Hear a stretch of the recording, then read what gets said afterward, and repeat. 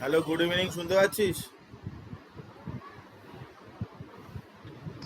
Good morning হ্যাঁ sir, sir. শুনতে পাচ্ছি। গুড মর্নিং স্যার, হ্যাঁ, happy Holi sir. Happy Holi. আচ্ছা দেখ, স্যার শুভ দোল উৎসব।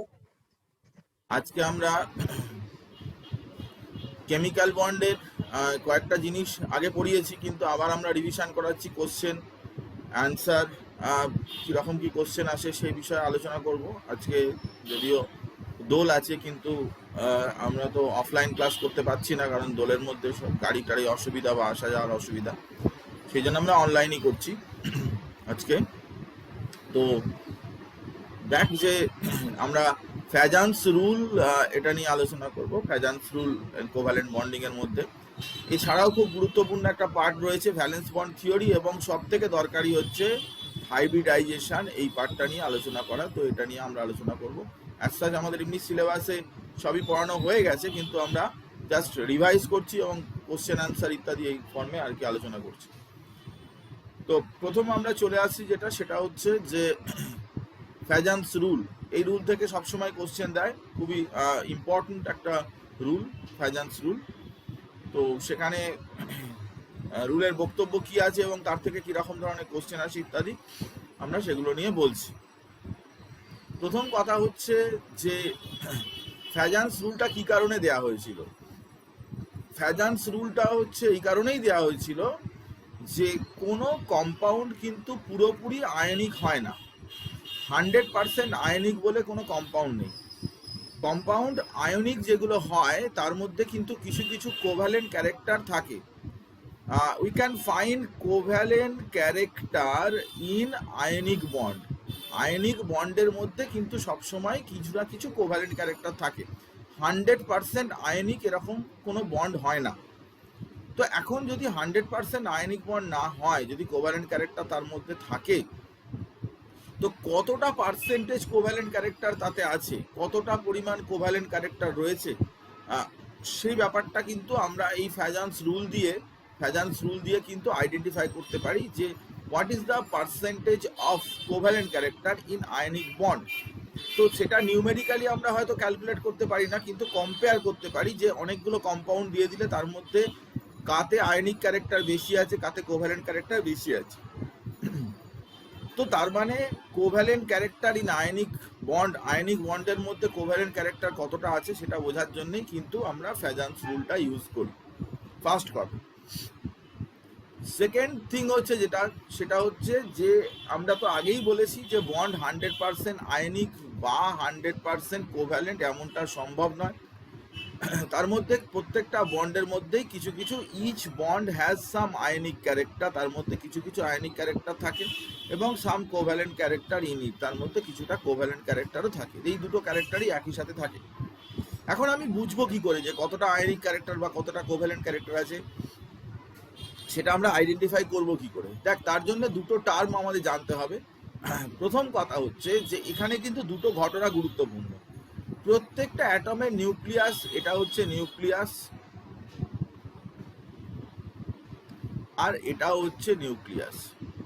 এই নিউক্লিয়াস ক্যাটায়নের ক্ষেত্রে কি হয় না, তার এফেক্টিভ নিউক্লিয়ার চার্জ বেশি হয়। এফেক্টিভ নিউক্লিয়ার চার্জ মানে বাইরের সেলে যতটা গিয়ে চার্জ পড়ে, বাইরের সেলের উপরে যতটা নিউক্লিয়ার চার্জ পড়ে তাকে বলে এফেক্টিভ নিউক্লিয়ার চার্জ। এটা ক্যাটায়নে সবসময় বেশি চার্জ পড়ে, কারণ ক্যাটায়নে প্রোটন বেশি থাকে উইথ রেসপেক্ট টু ইলেকট্রন। ধর সোডিয়ামে এখানে প্রোটন কটা 11টা, ইলেকট্রন কটা 11টা, কিন্তু সোডিয়াম প্লাস যদি কেউ বলে তাহলে প্রোটন কটা 11টা, ইলেকট্রন কটা 10টা। তো যেহেতু ইলেকট্রনের রেসপেক্টে প্রোটন বেশি আছে, তাই বাইরের সেলের উপরে তার অ্যাট্রাকটিভ ফোর্সটা অনেকখানি গিয়ে পড়ে, বাইরের সেলের ইলেকট্রনকে অনেক বেশি টানে। This is known as Z effective nuclear charge. That nuclear charge attracts the electron cloud in the outermost side. Outermost সেলে যে ইলেকট্রন ক্লাউডকে অ্যাট্রাক্ট করে সেটাকেই বলে কি না, সেটাকেই বলে এফেক্টিভ নিউক্লিয়ার চার্জ। তো এই এফেক্টিভ নিউক্লিয়ার চার্জ সেটা শুধু নিজের ইলেকট্রনকে অ্যাট্রাক্ট করে না, it attracts the electron cloud of anions also. এই যে অ্যানায়ন, এটা হচ্ছে ধরা যাক অ্যানায়ন, এটা ধরা যাক ক্যাটায়ন। তো অ্যানায়নের ইলেকট্রন ক্লাউডকে কিন্তু ধরে সে অ্যাট্রাক্ট করে, তার দিকে নিয়ে চলে আসে, এটা ধরে অ্যাট্রাক্ট করে। তো তার মানে ক্যাটায়ন অ্যানায়নের মধ্যে একটা ওয়ান টাইপ অফ অ্যাট্রাকশন থাকছে, যে অ্যাট্রাকশনটাতে অ্যানায়নের ইলেকট্রন ক্লাউডকে কিন্তু ক্যাটায়ন ধরে টানছে। তো এরকম হয়ে যাওয়ার ফলে কি হয় না, এরকম যখন হয় তখন ফ্যাজান্স রুল কি বলে না, দেখ ক্যাটায়ন অ্যানায়ন নর্মালি একে অপরের দিকে অ্যাপ্রোচ করলে যেটা হয় সেটাকে বলে আয়নিক বন্ড। একটা ক্যাটায়ন আর একটা অ্যানায়ন সে একে অপরের দিকে অ্যাপ্রোচ করছে এবং করে যেটা বন্ড তৈরি করছে সেটাকে বলে আয়নিক বন্ড। কিন্তু ঘটনাটা হচ্ছে যে যদি এরকম হয় due to high Z effective of cation, it starts attracting the electronic cloud of anion. এবারে যদি এরকম হয় যে ক্যাটায়ন আছে, এইবারে অ্যানায়নের ইলেকট্রনিক ক্লাউডটাকে যদি এরকমভাবে অ্যাট্রাক্ট করতে থাকে, তাহলে কি হয় না, কোনো একটা দিকে ইলেকট্রন ক্লাউড বেড়ে যায়, কোনো একটা দিকে কমে যায়, due to which sharing of electron cloud takes place. এর ইলেকট্রন ক্লাউডকে কিছুটা ক্যাটায়ন শেয়ার করছে, sharing of electron cloud takes place and hence covalent character develop. এইভাবেই কিন্তু কোভ্যালেন্ট ক্যারেক্টারটা ডেভেলপ করে। কোভ্যালেন্ট ক্যারেক্টার ডেভেলপ হওয়ার পিছনে এটাই কারণ যে এফেক্টিভ নিউক্লিয়ার চার্জ যেহেতু বেশি ক্যাটায়নের, তাই অ্যানায়নের ইলেকট্রনিক ক্লাউডকে ধরে নিজের দিকে টেনে নিয়ে কিছুটা সে শেয়ার করতে চায়। শেয়ার করা মানেই হচ্ছে কোভ্যালেন্ট ক্যারেক্টারটা ডেভেলপ করা। যত বেশি শেয়ার সেটা মানেই হচ্ছে কোভ্যালেন্ট ক্যারেক্টারটা ডেভেলপ করা, এবং খুব স্বাভাবিকভাবেই এখানে ইলেকট্রন ক্লাউড কিন্তু ক্যাটায়ন অ্যানায়ন দুজনের দিয়ে শেয়ার হচ্ছে এবং কোভ্যালেন্ট ক্যারেক্টারটা ডেভেলপ হচ্ছে। তাহলে পরপর পয়েন্ট ওয়াইজ যদি আমি দেখি তাহলে এটা এরকম দাঁড়ালো যে ইলেকট্রন ক্লাউডকে অ্যাট্রাক্ট করছে cation, as a result attraction of electronic cloud by cation, cation attract করছে, sharing of electronic cloud takes place, তখন অ্যাট্রাক্ট করার পরে শেয়ারিং হচ্ছে, attraction then sharing, sharing means covalent character. তো attraction sharing covalent, hence the covalent character develops in ionic bond. তো খুব easy ব্যাপার যে ক্যাটায়ন অ্যানায়নের ইলেকট্রনকে ধরে টানছে, টানার ফলে ক্যাটায়ন কিছুটা ইলেকট্রন ক্লাউড অ্যানায়নের তাকে শেয়ার করছে, এবং শেয়ার করা মানেই হচ্ছে কোভ্যালেন্ট ক্যারেক্টার ডেভেলপ করা, এবং কোভ্যালেন্ট ক্যারেক্টার ডেভেলপ করছে মানে হচ্ছে আয়নিক বন্ড ফর্মেশনের, আয়নিক বন্ডে কোভ্যালেন্ট ক্যারেক্টার জেনারেট করছে। তো এটা হচ্ছে পরপর যে কথাগুলো আমি বললাম সেই অনুযায়ী কিন্তু হয়। তো যত বেশি এই ইলেকট্রনিক ক্লাউডকে অ্যাট্রাকশন করবে ততই বেশি কিন্তু কোভ্যালেন্ট ক্যারেক্টারটা জেনারেট করতে থাকবে। এখন এই অ্যাট্রাকশনটা কিসের উপরে ডিপেন্ডেন্ট? অ্যাট্রাকশনটা ক্যাটায়নের দুটো ফ্যাক্টর, তিনটে ফ্যাক্টর, এবং অ্যানায়নের দুটো ফ্যাক্টরের উপর ডিপেন্ডেন্ট। চল দেখি এই ফ্যাক্টরগুলোকে নিয়ে আলোচনা করি। ক্যাটায়ন যে অ্যানায়নকে টানে তার যে ক্ষমতা সেকে বলে কি না পোলারাইজিং পাওয়ার। পোলারাইজিং পাওয়ার মানে কি? Power to attract the electron cloud of anion by cation. ক্যাটায়নের দ্বারা অ্যানায়নের ইলেকট্রন ক্লাউডকে টানার যে ক্ষমতা তাকেই বলে কি না পোলারাইজিং পাওয়ার। আর পোলারাইজেশন মানে কি? পোলারাইজেশন মানে হচ্ছে যে in what extent anion itself gets polarized, যে অ্যানায়ন নিজে কতখানি পোলারাইজড হতে চায়, অ্যানায়নের পোলারাইজেশনটা কতটা হতে চায়, এই ব্যাপারটাকে বলে polarisation of anion. Polarisation of anion মানে অ্যানায়ন নিজে কতটা পোলারাইজড হতে চায়। তো ক্যাটায়নের পোলারাইজিং পাওয়ার, ক্যাটায়ন কতটা অ্যানায়নকে টানতে চায়, আর অ্যানায়ন নিজে তার ইলেকট্রনিক ক্লাউডটাকে কতখানি ডিফর্ম করতে চায়। এই দুটো টার্মিনোলজি তোকে ভালো করে জানতে হবে। ক্যাটায়নের ক্ষমতা যত পোলারাইজিং পাওয়ার বাড়বে কোভ্যালেন্ট ক্যারেক্টার বাড়বে, বা অ্যানায়নের পোলারাইজেশন যত বাড়বে তত কোভ্যালেন্ট ক্যারেক্টার বাড়বে। পোলারাইজেশন এটাকে অনেকে বলে, অনেকে পোলারাইজেবিলিটিও বলে, পোলারাইজেবিলিটি যা খুশি বলতে পারবে। এখন ক্যাটায়নের পোলারাইজেশন পাওয়ারটা কিসের উপর ডিপেন্ড করে? তাহলে আমি পোলারাইজিং পাওয়ার আর পোলারাইজেশনটার ডেফিনেশন কি? Power of cation to deform or attract the electronic cloud of anion is called polarising power. যে ক্যাটায়নের কতটা ক্ষমতা আছে অ্যানায়নের ইলেকট্রনকে টানার জন্য তাকে বলে কি? Polarising power. আর পোলারাইজেশন কি? Deformation of electronic cloud of anion by cation is called polarisation. মানে অ্যানায়নের নিজের ইলেকট্রনিক ক্লাউডটা কতখানি ডিফর্ম হচ্ছে, তার ডিফরমেশনটা কি হোয়াট এক্সটেন্টে হচ্ছে, that is known as polarisation. তো এই দুটো টার্মিনোলজি, যে পোলারাইজিং পাওয়ার অ্যান্ড পোলারাইজেশন, এগুলো কি কি বিষয়ের উপর ডিপেন্ড করে? দেখ, প্রথমে আমি ক্যাটায়নের কথা বলছি। ক্যাটায়ন কতটা অ্যানায়নের ইলেকট্রনকে টানবে তা তিনটে জিনিসের উপরে ডিপেন্ড করে। একটা হচ্ছে কি? একটা হচ্ছে ক্যাটায়নের চার্জ, আর একটা হচ্ছে কি? ক্যাটায়নের সাইজ, আর একটা হচ্ছে কি? পিএনজিসি। আচ্ছা, প্রথমে চার্জের কথা বলি। চার্জ যত বাড়ে ততই কিন্তু ডিফরমেশন বাড়ে, কিন্তু সাইজ যত কমে ততই ডিফরমেশন বাড়ে। আর এটাকে বলে সিউডো নোবেল গ্যাস কনফিগারেশন। সেটা থাকলেও কিন্তু কোভ্যালেন্ট ক্যারেক্টারটা বাড়বে। তো কোভ্যালেন্ট ক্যারেক্টারটা তিনটে বিষয়ের উপর ডিপেন্ড করে, বা ক্যাটায়নের পোলারাইজিং পাওয়ারটা তিনটে বিষয়ের উপর ডিপেন্ড করে। চার্জ বাড়লে ক্যাটায়নের পোলারাইজিং পাওয়ার বাড়ে, সাইজ কমলে বাড়ে, আর সিউডো নোবেল গ্যাস কনফিগারেশন হলে বাড়ে। সমস্ত ব্যাপারটা নিয়ে আমরা আলোচনা করছি। দেখ, polarising power of cation due to Z effective. তাহলে চার্জ যত বাড়বে, চার্জের সাথে পোলারাইজিং পাওয়ারটা ডাইরেক্টলি প্রপোর্শনাল। দেখ, চার্জ বাড়লেই পোলারাইজিং পাওয়ারটা বাড়ছে, কিন্তু সাইজ যত বাড়বে পোলারাইজিং পাওয়ারটা তত কমে যাবে। সাইজ বাড়লে কিন্তু কমে যাবে, কারণ এটা ডিনোমিনেটরে আছে। তো সাইজ যত বাড়বে তত কিন্তু পোলারাইজিং পাওয়ারটা কমে যাবে। তো ক্যাটায়নের দুটো বিষয় গুরুত্বপূর্ণ। প্রথম কথা হচ্ছে চার্জ বাড়লে তার পোলারাইজিং পাওয়ার বাড়ে, দ্বিতীয় কথা হচ্ছে সাইজ বাড়লে তার পোলারাইজিং পাওয়ারটা কমে যায়। আর একটা কি বললাম না, pseudo noble gas configuration. Pseudo noble gas configuration মানে কি? পিএনজিসি মানে কি না, কিছু কিছু ক্যাটায়ন আছে তাদের Nobel gas configuration. Nobel gas configuration মানে কি? তাদের বাইরের সেলে 8টা ইলেকট্রন থাকলে তাকে বলে নোবেল গ্যাস কনফিগারেশন। ভালো করে শুনে নে, বাইরের সেলে যদি কোনো অ্যাটমের বা আয়নের 8টা ইলেকট্রন থাকে তখন তাকে বলে নোবেল গ্যাস কনফিগারেশন। কিন্তু বাইরের সেলে যদি 18টা ইলেকট্রন থাকে, তাকে বলে সিউডো নোবেল গ্যাস কনফিগারেশন। 8টা ইলেকট্রন থাকলে নোবেল গ্যাস কনফিগারেশন, আর 18টা যদি ইলেকট্রন থাকে তাকে বলে সিউডো নোবেল গ্যাস কনফিগারেশন।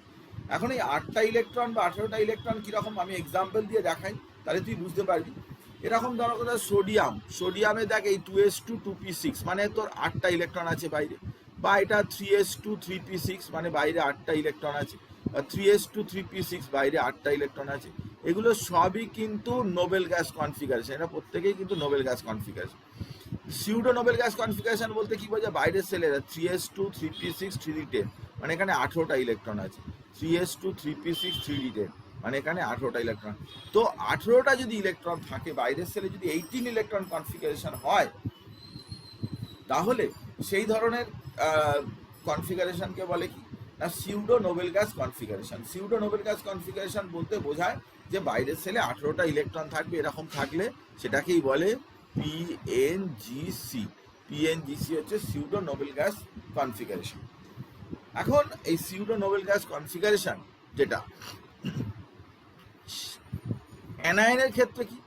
অ্যানায়নের ক্ষেত্রে কিন্তু চার্জ বাড়লেই কিন্তু পোলারাইজেশন বাড়বে, সাইজটা বাড়লেও পোলারাইজেশন বাড়বে। দুটোই কিন্তু ডাইরেক্টলি প্রপোর্শনাল। চার্জ বাড়লে পোলারাইজেশন বাড়ে, আর সাইজটা বাড়লে পোলারাইজেশন বাড়ে। দুটোই কিন্তু ডাইরেক্টলি প্রপোর্শনাল। তাহলে আমি টোটাল 5টা জিনিস পেলাম। কি কি না, ক্যাটায়নের তিনটে জিনিস পেলাম। একটা কি না চার্জ, একটা হচ্ছে সাইজ, চার্জ বাড়লে ভালো, সাইজ কমলে ভালো, আর পিএনজিসি, এটা বাড়া কমা নয়, এটা থাকলেই ভালো। এগুলো হলে কোভ্যালেন্ট ক্যারেক্টার বাড়বে বা পোলারাইজিং পাওয়ার বাড়বে। কিন্তু অ্যানায়নের দুটো, একটা হচ্ছে কি না চার্জ বাড়লে ভালো, আর সাইজও বাড়লে ভালো। এখানে এই 5টা, চার্জ বাড়লে ভালো, সাইজ কমলে ভালো, সিউডো নোবেল গ্যাস কনফিগারেশন হলে ভালো, চার্জ বাড়লে ভালো, সাইজ বাড়লে ভালো। অ্যানায়নের ক্ষেত্রে চার্জ এবং সাইজ দুটো বাড়লে ভালো, ক্যাটায়নের ক্ষেত্রে চার্জ, সাইজ এবং পিএনজিসি হলে ভালো। এগুলো হলে কি হবে না, এগুলো যদি হয় তাহলে কোভ্যালেন্ট ক্যারেক্টার ইনক্রিজ করবে। এগুলো যদি হয় তাহলে কোভ্যালেন্ট ক্যারেক্টার ইনক্রিজেস। এগুলো যদি হয় তাহলে তার কোভ্যালেন্ট ক্যারেক্টার বাড়বে। তো ক্যাটায়নের 3টে ঘটনা এবং অ্যানায়নের 2টো ঘটনা এই দিয়ে আমরা কোশ্চেন আনসার সলভ করতে পারবো। দেখ আমরা কোশ্চেন নিয়ে আলোচনা করছি। তার মানে high polarising power of cation, high polarisation of anion মানেই হচ্ছে মোর কোভ্যালেন্ট। তার কোভ্যালেন্ট ক্যারেক্টারটা তত বেশি হবে। যত পোলারাইজিং পাওয়ার হবে, ক্যাটায়ন যত বেশি অ্যানায়ন ইলেকট্রনকে টানতে পারবে বা অ্যানায়নের ইলেকট্রন যত বেশি ডিফর্মড হবে, এগুলো যত হবে তত কিন্তু কোভ্যালেন্ট ক্যারেক্টারটা তত বাড়বে, কোভ্যালেন্ট ক্যারেক্টারটা তত বেশি বেশি ইনক্রিজ করবে।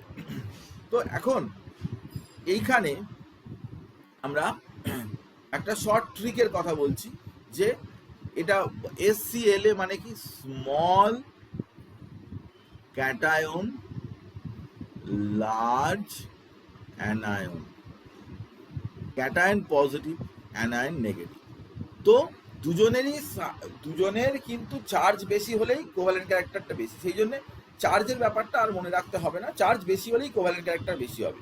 কিন্তু সাইজ ক্যাটায়নের ছোট, এটাই মনে ভুল হয়ে যায়। তো ক্যাটায়নের সাইজ ছোট হতে হবে এবং অ্যানায়নের সাইজটা বড় হতে হবে। SCLA এটা হচ্ছে ফ্যাজানসুলের ট্রিক, এটা দিয়ে তুই ফ্যাজানসুল ইউজ করতে পারবি। আর নিচে PNGC এটাও তোকে সাথে সাথে মনে রাখতে হবে। তো দেখ আমরা কোশ্চেন নিয়ে আলোচনা করছি, বলছি এটা দেখ ভালো করে, কোশ্চেনটা দেখ যে পোলারাইজিং পাওয়ার অফ ক্যাটায়ন এর অর্ডার সাজাতে বলেছে, কার পোলারাইজিং পাওয়ার বেশি হবে, কার পোলারাইজিং পাওয়ার কম হবে, সেই অর্ডারটা তোকে সাজাতে বলেছে। পোলারাইজিং পাওয়ারের অর্ডার, ক্যাটায়নের পোলারাইজিং পাওয়ারের অর্ডার। তো lithium plus, sodium plus, potassium plus, rubidium plus. তো আমি বলেছি কি পোলারাইজিং পাওয়ার বা পিপি ক্যাটায়নের কোন কোন বিষয়ের উপর ডিপেন্ড করে না, ক্যাটায়নের সাইজের চার্জের সাথে ডাইরেক্টলি প্রপোর্শনাল এবং সাইজের সাথে ইনভার্সলি প্রপোর্শনাল। তাহলে পোলারাইজিং পাওয়ার চার্জের সাথে, এখানে চার্জ তো সবই একই রয়েছে, একটা করেই পজিটিভ চার্জ রয়েছে, তো চার্জ যেহেতু একই রয়েছে তাই চার্জের ব্যাপারটা তোর ধরার দরকার নেই। সাইজ হচ্ছে ইনভার্সলি প্রপোর্শনাল, ইনভার্সলি প্রপোর্শনাল মানে 1/, তো ইনভার্সলি প্রপোর্শনাল যদি সাইজ হয় তাহলে সাইজ যার সব থেকে ছোট তার পোলারাইজিং পাওয়ারটা বেশি হবে। তো সাইজ অর্ডার কীরকম না, সাইজ হচ্ছে লিথিয়াম প্লাস সব থেকে ছোট সাইজ, তারপরে সোডিয়াম প্লাস, তারপরে পটাশিয়াম প্লাস, তারপরে হচ্ছে রুবিডিয়াম প্লাস। সাইজের সাথে পোলারাইজিং পাওয়ার ইনভার্সলি প্রপোর্শনাল, তার মানে পোলারাইজিং পাওয়ার হবে লিথিয়াম প্লাস সব থেকে বেশি, sodium plus, potassium plus, rubidium plus. তো পোলারাইজিং পাওয়ার যার সাইজ সব থেকে ছোট, যদি চার্জ এক থাকে, যদি চার্জ সেম থাকে, তাহলে সাইজ যার সব থেকে ছোট তার পোলারাইজিং পাওয়ারটা সব থেকে বেশি হবে। তো এটা বললাম compare the polarising power of cation.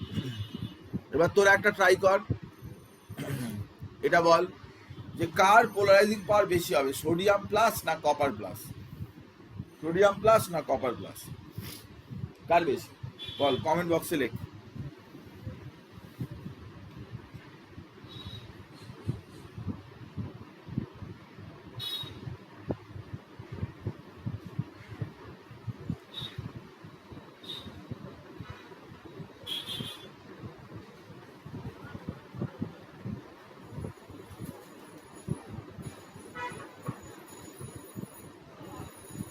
বল, কেউ তো বল, আমি তো পড়ালাম তো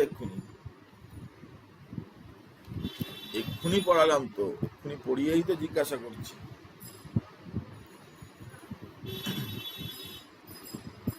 যাকে পোলারাইজিং পাওয়ার অফ ক্যাটায়ন সেটা কিন্তু সিউডো নোবেল গ্যাস কনফিগারেশন হলে তার বেশি হয়। তো এখানে সোডিয়াম হচ্ছে নোবেল গ্যাস কনফিগারেশন, আর কপার প্লাস হচ্ছে সিউডো নোবেল গ্যাস কনফিগারেশন। এটা 3s2 3p6 4s2, automatically copper প্লাসেরই বেশি হবে। এরপর এরপর আমরা এই প্রশ্নটায় চলে আসছি। 1 2 3 4 এগুলো হচ্ছে পোলারাইজেশন অফ অ্যানায়ন। অ্যানায়নের পোলারাইজেশন কার বেশি হবে? এখন অ্যানায়নের ক্ষেত্রে আমি কি বলেছিলাম না, অ্যানায়নের ক্ষেত্রে আমি বলেছিলাম যে চার্জের সাথেও প্রপোর্শনাল, আবার সাইজের সাথেও প্রপোর্শনাল। সাইজ বেশি হলেও ভালো, তার পোলারাইজেশন চার্জ বেশি হলেও ভালো। এখানে সব অ্যানায়ন দেওয়া রয়েছে। তো চার্জ বেশি এটাতে এরকম হবে, এখানে -3 চার্জ, এখানে -2 চার্জ, এখানে -1 চার্জ। চার্জ বেশি তো পোলারাইজেশন পাওয়ার পোলারাইজেশন বেশি। এটাতে চার্জ সব একই রয়েছে, এটাতে একটা করেই চার্জ রয়েছে, কিন্তু সাইজ বড় হচ্ছে এটার, তাই সাইজ অনুযায়ী যাবে, সাইজের সাথে ডাইরেক্টলি প্রপোর্শনাল। সাইজ যার বেশি তারও কিন্তু পোলারাইজেশন বেশি। এখানেও তাই একটা নেগেটিভ, সাইজের বেশি NO3 মাইনাস, ও সাইজটা বড় হবে, NO3 মাইনাস ওটা বেশি, তো NO2 মাইনাস থেকে NO3 মাইনাস বড় হবে, বড় সাইজের মানে পোলারাইজেশনে বেশি হবে। একই ব্যাপার এটাতেও, SO4 2 minus, SO3 2 minus, SO4 2 minus, এটা বেশি, তো অর্ডারটা এরকম হবে। দেখে না একবার ভালো করে, কোনো যদি প্রশ্ন থাকে জিজ্ঞাসা করতে পারিস, কারণ এগুলোই এ তো আর পড়া হবে না। কারণ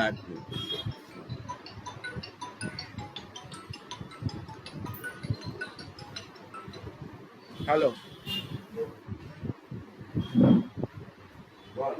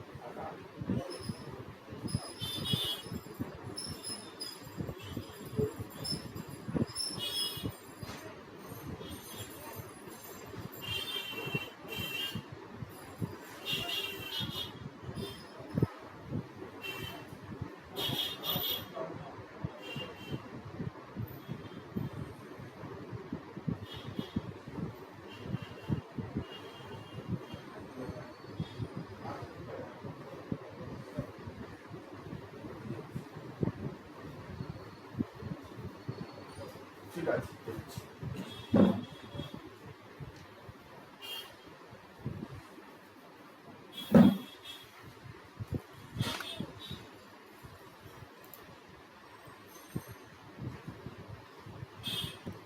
নাম্বার থ্রি এরটা তো সাইজ বড়, NO3 মাইনাসের সাইজ বড়, 3টে অক্সিজেন আছে, এর সাইজ বড়। NO3 মাইনাস সাইজ বড়, সেই জন্য ওটা সাইজ যার বড় তার তার পোলারাইজেশনও বেশি হবে। এখানে 3টে অক্সিজেন আছে, এখানে 2টো অক্সিজেন আছে, এটাও তাই 4টে অক্সিজেন আছে, এটা 3টে অক্সিজেন আছে। সাইজ যার বড় অটোমেটিক্যালি পোলারাইজেশনটা বেশি হবে।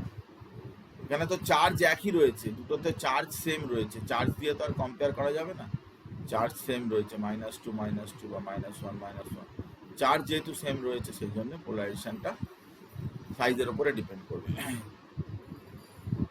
আচ্ছা, আরো একটা কথা বলার, সেটা হচ্ছে যে covalent character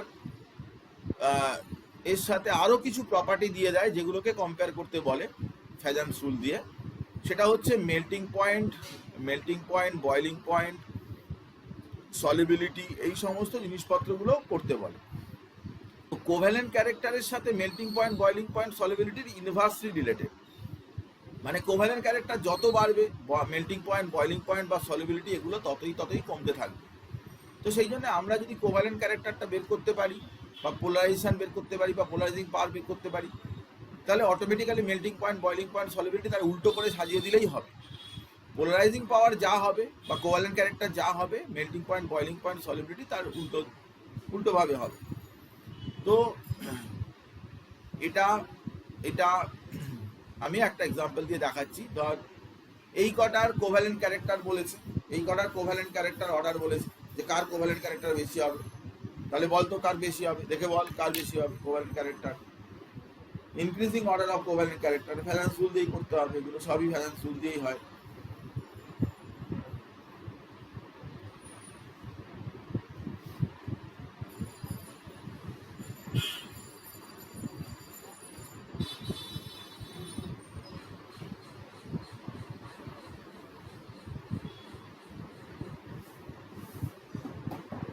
LIBR, NABR, KBR, RBBR কার কোভ্যালেন্ট ক্যারেক্টার বেশি, মানে কম থেকে বেশির দিকে, ইনক্রিজিং অর্ডার।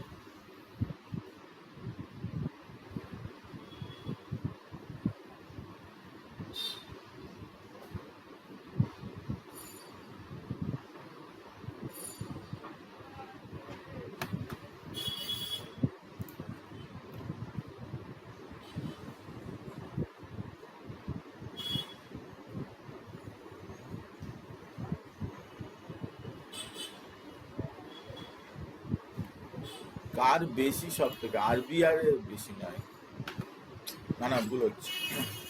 কোভ্যালেন্ট ক্যারেক্টারটা যার ক্যাটায়নের সাইজ ছোট হবে তার কোভ্যালেন্ট ক্যারেক্টার বেশি হবে, LIBR এর বেশি হবে। এইটা ম্যাক্সিমাম হবে,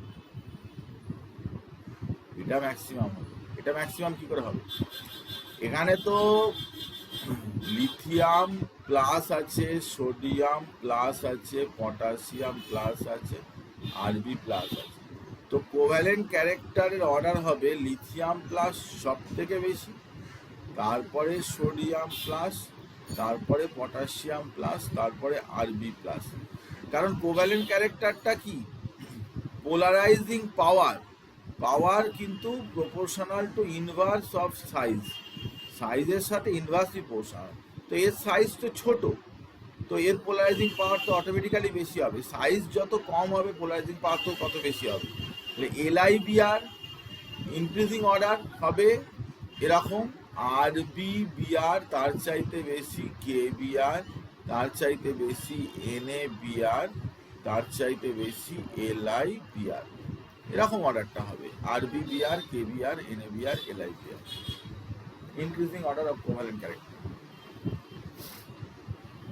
দেখ কোনো অসুবিধা হলে আমাকে বল। আমি বলেছি যে কোভ্যালেন্ট ক্যারেক্টারটা ক্যাটায়নের চার্জ এবং সাইজের উপর ডিপেন্ড করে। চার্জ বেশি হলে কোভ্যালেন্ট ক্যারেক্টার বাড়ে, সাইজ ছোট হলে কোভ্যালেন্ট ক্যারেক্টার বাড়ে। তো এখানে তো সাইজ যার ছোট হবে, সবই তো অ্যানায়নগুলো তো একই আছে, Br মাইনাস, তো Br মাইনাস প্রত্যেকটাই Br মাইনাস রয়েছে, অ্যানায়নগুলো তো সেম রয়েছে। তো ক্যাটায়নগুলোর মধ্যে Li প্লাস হচ্ছে সব থেকে ছোট, তো তার পোলারাইজিং পাওয়ারটা অটোমেটিক্যালি কি হবে, বেশি হবে পোলারাইজিং পাওয়ারটা, সেই জন্য লিথিয়াম প্লাসে বেশি হবে, তারপর সোডিয়াম, পটাশিয়াম, রুবিডিয়াম।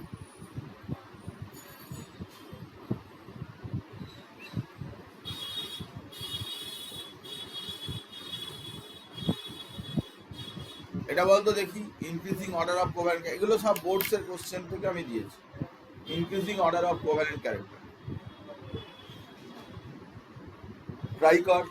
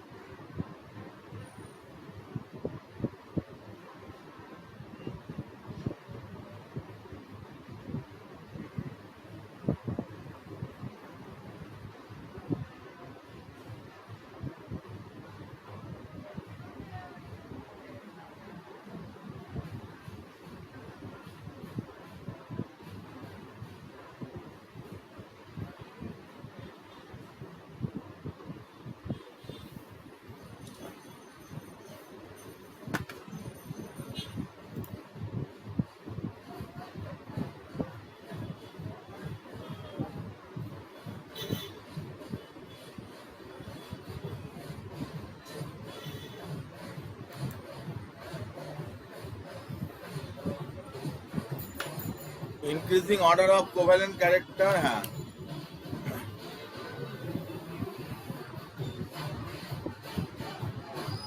হ্যাঁ হ্যাঁ ঠিক আছে। Na2O তার চাইতে বেশি হবে,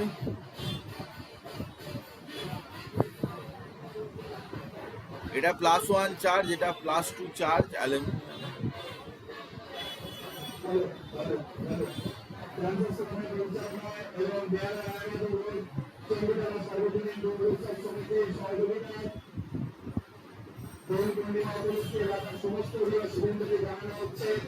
এটা বল।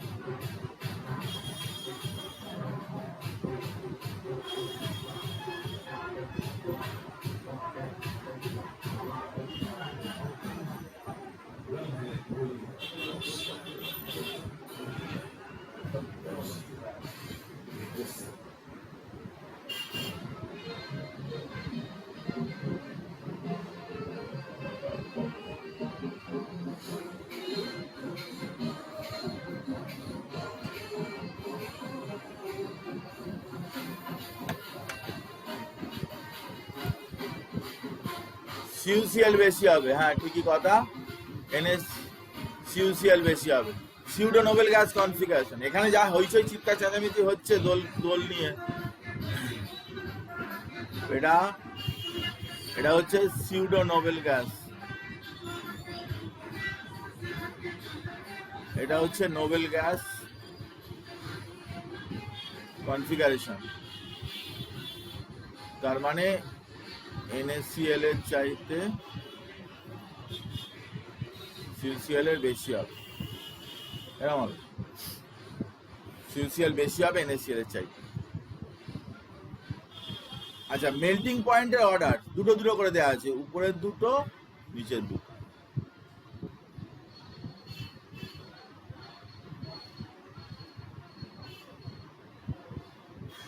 এসেনসিয়াল টু এসেনসিয়াল 4 এই দুটোর মধ্যে কোনটার বেশি melting point? PBCL two PBCL 4 এর মধ্যে মেল্টিং পয়েন্ট কোনটার বেশি?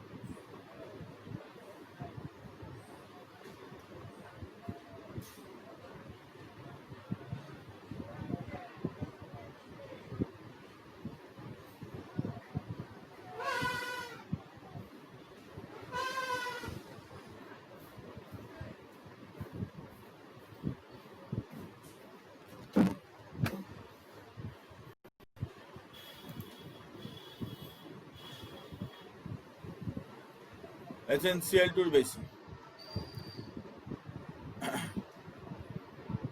পিবিসিএল টুরও বেশি, পিবিসিএল টুরও বেশি, এসেনসিয়াল টুরও বেশি। যত, হ্যাঁ ঠিক আছে, যত এটা হচ্ছে +2 চার্জ, এটা হচ্ছে +2 চার্জ, এটা হচ্ছে +4 চার্জ, তো এর কোভ্যালেন্ট ক্যারেক্টার বেশি, তার মানে উল্টো হবে। কোভ্যালেন্ট ক্যারেক্টার বেশি হচ্ছে এসেনসিয়াল 4 এর, তার উল্টো হবে মেল্টিং পয়েন্টের অর্ডার। এটাও ঠিক তাই, এখানে লেট +2 আছে, এখানে লেট +4 আছে, তো মেল্টিং পয়েন্ট। এরকমভাবে আমরা এখানে সম্পর্কিত কোশ্চেন যেটা সেগুলো সলভ করতে পারি। আরও একটা দেখ পারিস কি, আমি দেখাচ্ছি। BF2 BCl2 BBr2 BR2 solubility order. সলিবিলিটিটা আমি বলে দিচ্ছি ইন ওয়াটার। কে বেশি সলিবল হবে?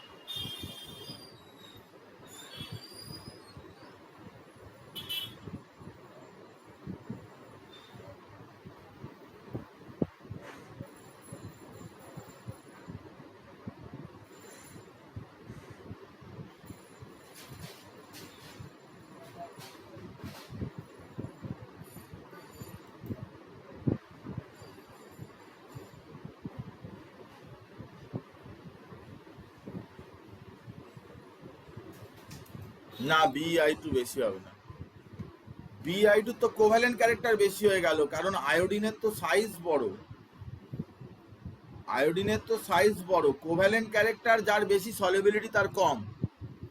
ভুল হচ্ছে, কোভ্যালেন্ট ক্যারেক্টার অর্ডার হচ্ছে BF2 চাইতে BeCl2 বেশি, BeBr2 বেশি, BeI2 বেশি। কোভ্যালেন্ট ক্যারেক্টারের সাথে সলিবিলিটি ইনভার্সলি প্রপোর্শনাল।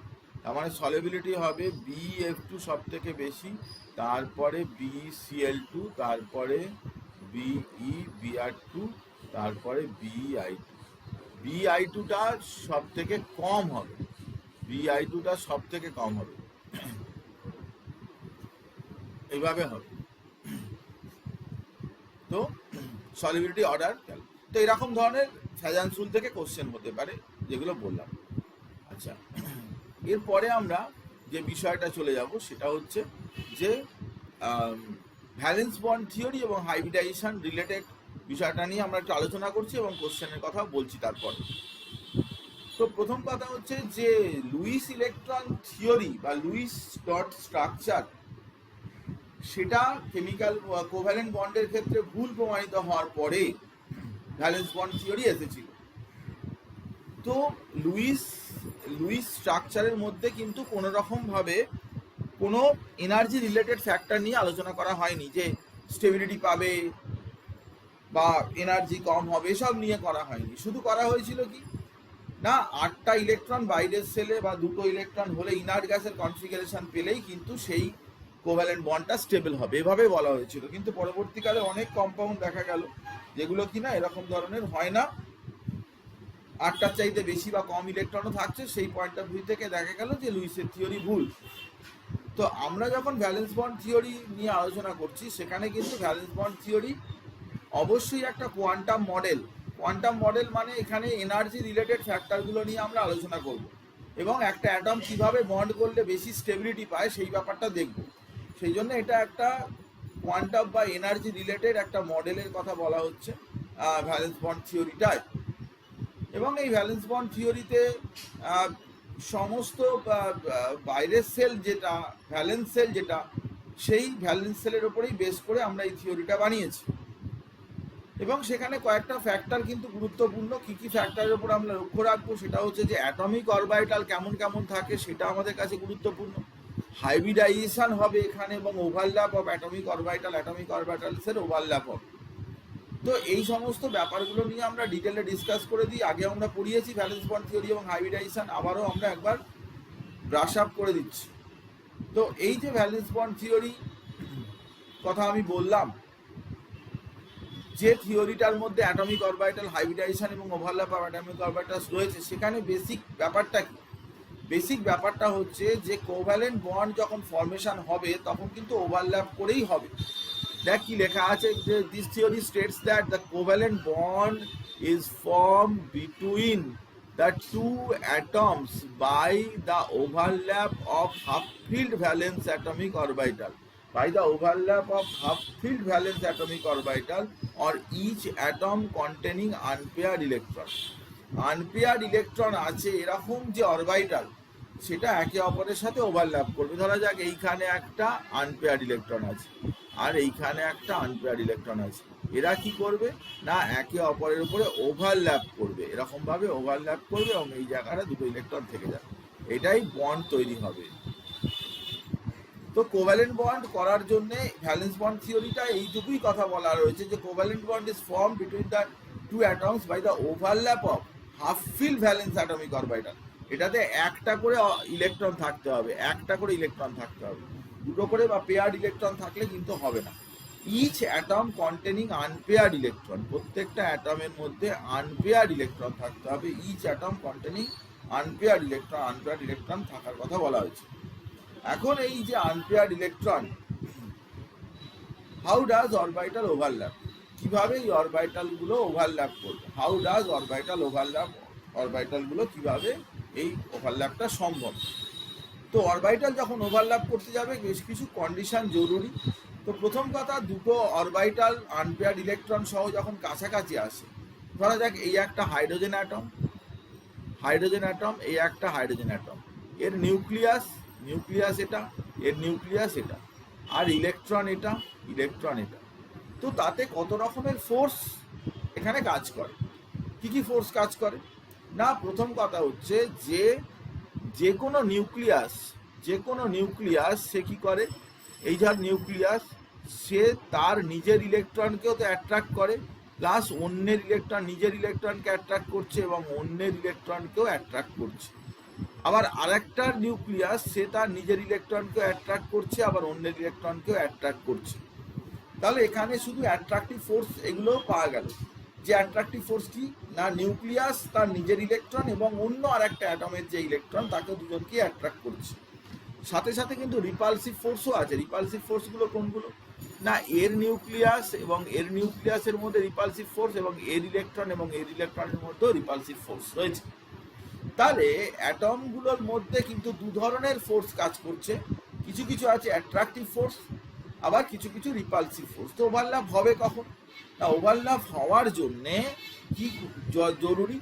না, attractive force more than repulsive force, attractive force must be more than repulsive force, অথবা ইকুয়াল হলেও চলবে, ইকুয়াল হলেও অ্যাটলিস্ট ইকুয়াল হলেও চলবে। কিন্তু অ্যাট্রাকটিভ ফোর্স যদি রিপালসিভ ফোর্সের চাইতে বেশি হয়, অ্যাট্রাকশন যদি রিপালশনের চাইতে বেশি হয়, তখন তাহলে এটা হওয়াটা বেশি ভালো। অ্যাট দ্য সেম টাইম যখন অ্যাট্রাকটিভ ফোর্স রিপালসিভ ফোর্সের চাইতে কমও হয়ে যাবে, তখন হবে না, তাদের বেশি হলে ভালো বা ইকুয়াল হলেও ভালো, ইকুয়াল অ্যাটলিস্ট হলেও ভালো। তো সেই জন্য আমরা কি বলছি না, সেই জন্য আমরা বলছি যে attractive force equals to repulsive force হলেও কিন্তু এই জায়গাটায় কিন্তু বন্ড হয়ে গেছে, এই জায়গাটায় কিন্তু বন্ড হয়েছে, এটা ওভারল্যাপ হয়েছে মানেই হচ্ছে বন্ড। তো এই ওভারল্যাপ হওয়া মানে কি? এনার্জিটা ডিক্রিজ করা, এনার্জি মিনিমাম এনার্জি হয়ে যাওয়া। কারণ দুটো আনপেয়ার ইলেকট্রন ছিল, এই দুটো আনপেয়ার ইলেকট্রন ছিল, এরা আনপেয়ার ইলেকট্রন ছিল। তো সেই আনপেয়ার ইলেকট্রন কিন্তু পেয়ার্ড আপ এখানে হয়ে যাচ্ছে, এবং তার জন্য আমরা বলেছি যে মিনিমাম এনার্জি, এটা মিনিমাম এনার্জিতে চলে যাচ্ছে। মিনিমাম এনার্জি মানে কি? ম্যাক্সিমাম স্টেবিলিটি, তার স্টেবিলিটি কিন্তু ম্যাক্সিমাম।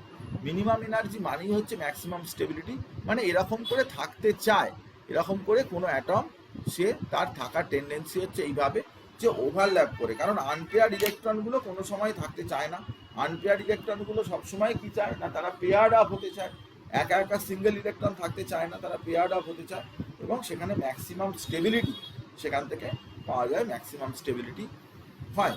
তাহলে ওভারল্যাপটা এইভাবে হবে যে আনপেয়ার ইলেকট্রন রয়েছে এবং তারা ওভারল্যাপ করছে, একটা অরবিটাল আর একটা অরবিটালের উপরে গিয়ে পড়ছে।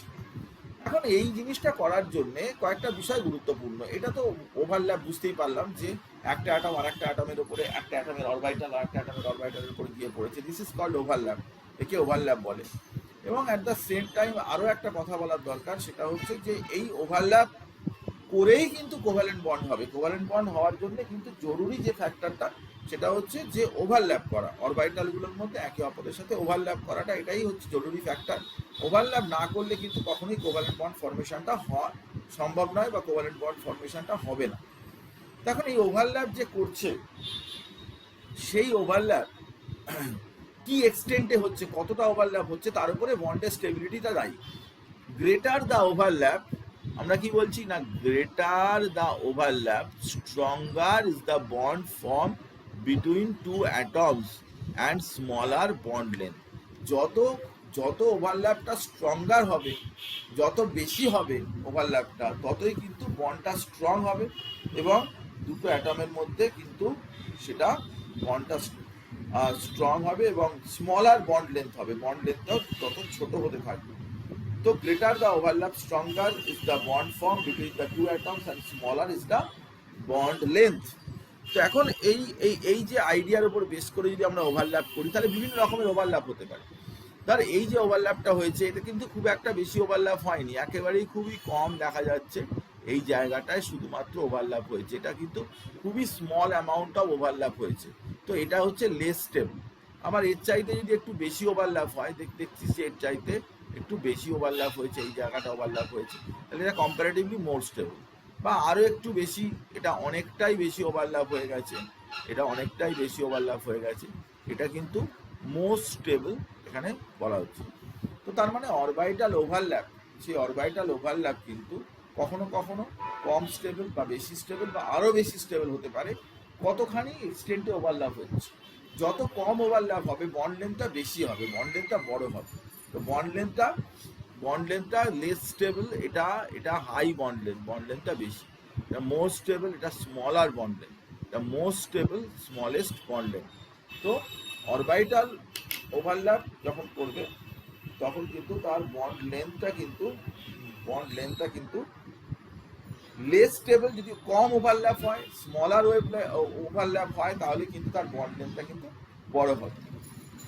আর যত বেশি ওভারল্যাপ হবে, বন্ড লেন্থটা যত ছোট হবে, এবং স্টেবিলিটিটা অটোমেটিক্যালি বাড়তে থাকবে। আস্তে আস্তে এইভাবে ওভারল্যাপগুলো হয়। তো ওভারল্যাপের ব্যাপারটা আমি তোকে বললাম। তাহলে গ্রেটার দ্য ওভারল্যাপ জিস্টে যেটা দেখা গেল, greater the overlap smaller is the bond length. যত বেশি ওভারল্যাপ বন্ড লেন্থ তত ছোট হতে থাকবে।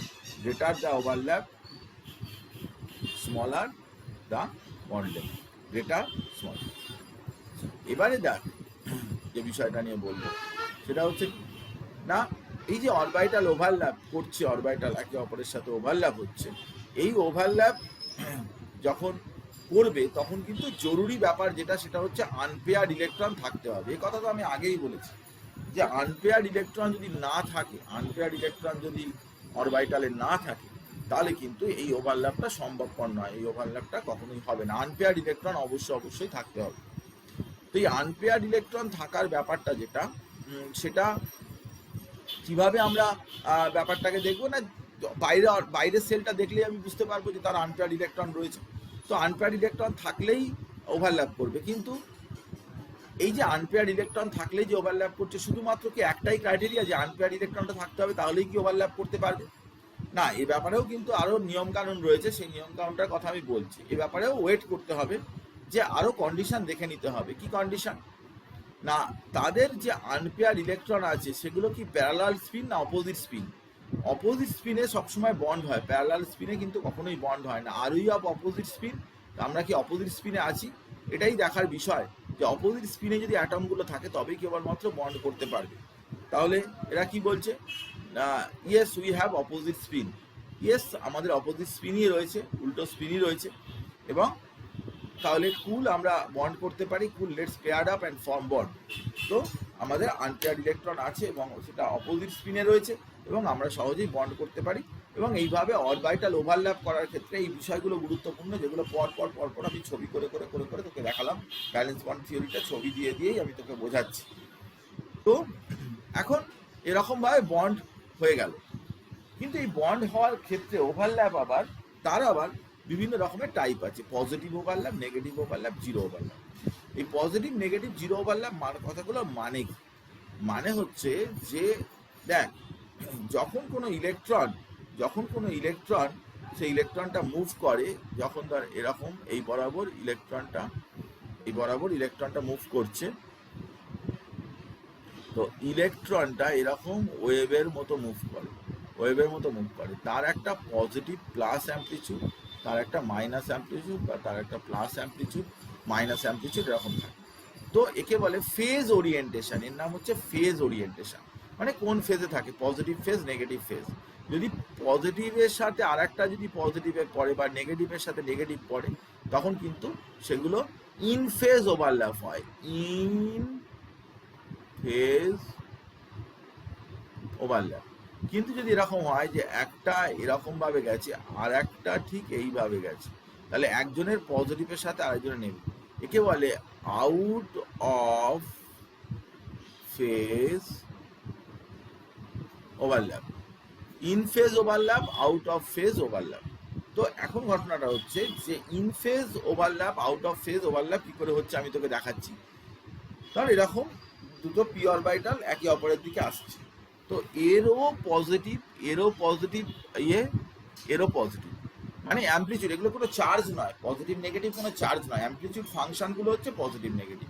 তাহলে এরা যদি একে অপরের দিকে আসে এবং যদি ওভারল্যাপ করে, কারণ এদের সেম ফেজ আছে, দুজনের ফেজটাই সেম, তো এটা বন্ডিং হবে এবং ইন ফেজ ওভারল্যাপ হবে।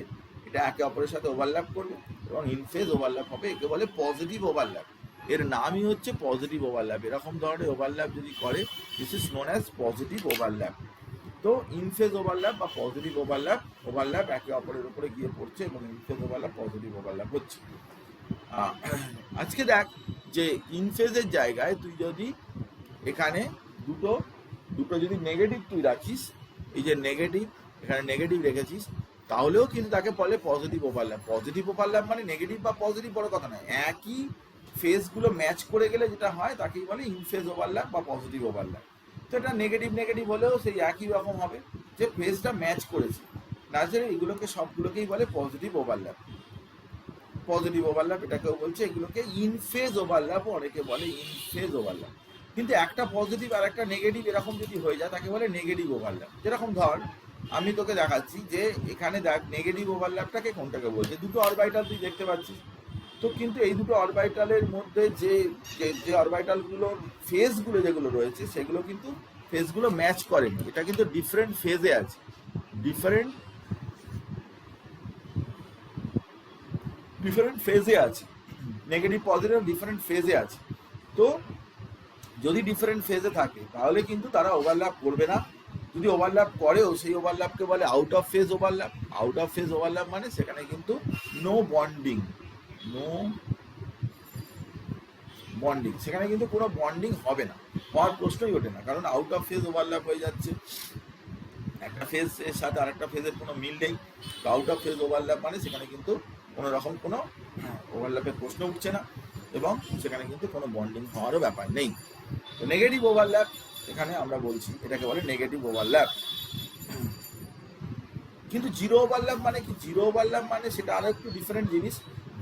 জিরো ওভারল্যাপ হচ্ছে কি কোনোভাবেই ওভারল্যাপটা সম্ভব নয়, কারণ দেখ যে এইটা এই অরবিটালটা এক্স অ্যাক্সিস বরাবর আছে আর এই অ্যাক্সিসটা ধর ওয়াই অ্যাক্সিস বরাবর, তো ওয়াই অ্যাক্সিস বরাবর একটা অরবিটাল আসছে, তো এই যদি এই জায়গাটায় আসে তাহলে এরকমভাবে কোনো অরবিটালের সাথে আরেকটা অরবিটালে কোনো রকম ওভারল্যাপ কোনো হওয়ার কোনো প্রশ্ন উঠছে না, অরবিটালের সাথে অরবিটালে কোনো ওভারল্যাপ হবে না এবং সেটাকে বলে জিরো ওভারল্যাপ। জিরো ওভারল্যাপ মানে একটা অরবিটালে এমন একটা ওরিয়েন্টেশন হয়েছে, এমন একটা ডাইরেকশন হয়েছে যে সে কিনা একজন আরেকজনের উপর ওভারল্যাপ করতে পারছে না, এটাকে বলে জিরো ওভারল্যাপ। এমন একটা অন্য ডাইরেকশানে বা অন্য অ্যাক্সিস বরাবর যদি আসে তাহলে তখন এই ওভারল্যাপটা কিন্তু জিরো ওভারল্যাপ বলা হয়। এরপরে কি ধরনের ওভারল্যাপ হচ্ছে তার উপরে বেস করে আবার দুভাবে ভাগ করা যায়, একটা হচ্ছে কি সিগমা বন্ড আর একটা হচ্ছে পাই বন্ড। সিগমা বন্ড মানে কি? সিগমা বন্ড মানে সেটা কিন্তু head on overlap. Head on overlap মানে একই যে অ্যাক্সিস বরাবর দুটো অরবিটাল একই অ্যাক্সিস সেম অ্যাক্সিস বরাবর কিন্তু মুভ করছে। তো দেখতেই পাচ্ছি সেখানে একই অ্যাক্সিস বরাবর মুভ করে আসছে দুজনে। এখানে সিগমা বন্ড হচ্ছে এন্ড টু এন্ড, এই একটা অরবিটাল এই একটা অরবিটাল, এখানে এটা সিগমা বন্ডই হয়েছে এন্ড টু এন্ড বা head on overlap of bonding. Sigma bond কিন্তু এইভাবে তৈরি হয় এবং সেখানে কিন্তু সবসময় head on overlap, head on overlap কিন্তু সবসময় স্ট্রং, হেড অন ওভারল্যাপ কিন্তু সবসময় স্ট্রং, সেই জন্য সিগমা বন্ড কিন্তু সবসময় কিন্তু sigma bond very strong. Sigma bond কিন্তু প্রতি মুহূর্তে সেটা কিন্তু ভাঙা ডিফিকাল্ট, এনার্জি অনেক বেশি লাগবে। Sigma bond is very very strong bond, এটাকে বলা হয় সিগমা বন্ড হচ্ছে ভেরি ভেরি স্ট্রং বন্ড। তাহলে sigma bond single bond strong bond, sigma bond এটা সিঙ্গেল বন্ড এবং অবশ্যই কিন্তু ভেরি ভেরি স্ট্রং বন্ড। তাহলে সিগমা বন্ডের জায়গা, সিগমা বন্ড কত রকম ভাবে হতে পারে না, এস ওভারল্যাপ করে কিন্তু সিগমা বন্ড হতে পারে, একটা এস অরবিটাল আর এস অরবিটাল, বা এস পি ওভারল্যাপ করে হতে পারে বা পি পি ওভারল্যাপ করে হতে পারে। সিগমা বন্ড কিন্তু এত রকম ভাবে হতে পারে যে এস ওভারল্যাপ করে সিগমা বন্ড হতে পারে, এস পি ওভারল্যাপ করে সিগমা বন্ড হতে পারে, পি পি ওভারল্যাপ করে কিন্তু সিগমা বন্ড হতে পারে। এগুলো প্রত্যেকটাতেই সিগমা বন্ড সম্ভব। এস কখনো পাই বন্ড করে না। এই দেখ এখানে নিচে দেখা যাচ্ছে দুটো পি ওভারল্যাপ করছে সিগমা বন্ড করছে, কিংবা এখানে উপরের দিকে ছবি দেখা যাচ্ছে সিগমা বন্ড একটা হয়ে রয়েছে, কিন্তু বাকি দেখ এখানে আরো হাইড্রোজেনগুলো, এখানে যদি হাইড্রোজেন বসে এখানে যদি হাইড্রোজেন বসে এগুলো সবই সিগমা বন্ড হবে। Sigma bond sigma bond sigma bond এগুলো সব সিগমা বন্ড হবে। এগুলো হাইড্রোজেনগুলো দেখছিস এখানে সব সিগমা বন্ড হচ্ছে, এগুলো সবই সিগমা বন্ড হচ্ছে, প্রত্যেকটা সিগমা বন্ড হতে পারে। Head on overlap. কিন্তু পাই বন্ড কিন্তু সাইড ওয়াইজ ওভারল্যাপ। পাই বন্ডের ব্যাপারটা হচ্ছে সাইড ওয়াইজ ওভারল্যাপ, সেটা কিন্তু একেবারে কি বলে হেড অন ওভারল্যাপ হবে না, সাইড ওয়াইজ ওভারল্যাপ হবে। আমি দেখাচ্ছি তোকে। এস অরবিটাল কিন্তু কখনোই পাই বন্ড করে না, গুরুত্বপূর্ণ কথা মনে রাখবি। এস অরবিটাল গোল, তার সাইড বলে কিছু হয় না, গোল অরবিটালের সাইড বলে এরকম কিছু হয় না, সেই জন্য পাই বন্ড কিন্তু কখনোই এস অরবিটাল দিয়ে হবে না। আর পাই বন্ড অ্যাক্সিস গুলো কিন্তু একে অপরের প্যারালাল থাকবে। এই যে যেরকম দেখতে পাচ্ছিস যে এই একটা এক্স অ্যাক্সিস একে অপরের প্যারালাল, বা ওয়াই অ্যাক্সিস এরকম প্যারালাল। তো axis remain parallel to each other, একটা অ্যাক্সিস আর একটা অ্যাক্সিসের প্যারালাল টু ইচ আদার। তো পাই বন্ড এবং সেখানে কিন্তু নর্মালি পাই বন্ডগুলো এইভাবে তৈরি হয়। আরও তোকে আমি দেখাচ্ছি যে যদি ওভারল্যাপ করে তাহলে উপরের অংশটা আলাদা করে ওভারল্যাপ করে যাবে, নিচের অংশটা আলাদা করে ওভারল্যাপ করে যাবে, উপরে একটা ইলেকট্রন ক্লাউড এবং নিচে একটা ইলেকট্রন ক্লাউড থেকে যাবে। তো এটা হচ্ছে পাই বন্ড কী করে ফর্মেশন হয়, সাইড অন ওভারল্যাপ করে পাই বন্ড ফর্মেশন হবে। এখানেও দেখ যে এইগুলো কিন্তু এটা সিগমা বন্ড হয়ে রয়েছে, এটা সিগমা বন্ড হয়ে রয়েছে, আর এইভাবে যেটা জুড়বে এটাই হচ্ছে পাই বন্ড, উপরে নিচে এরকমভাবে জুড়ে গিয়ে পাই বন্ড। আমি তোকে দেখাচ্ছি, এই যে এইটা হচ্ছে সিগমা বন্ড, অলরেডি তো বললামই সিগমা বন্ড হয়ে রয়েছে, এইটার সাথে এইটার, এটার সাথে এইটার, এগুলো হচ্ছে একটা pi bond.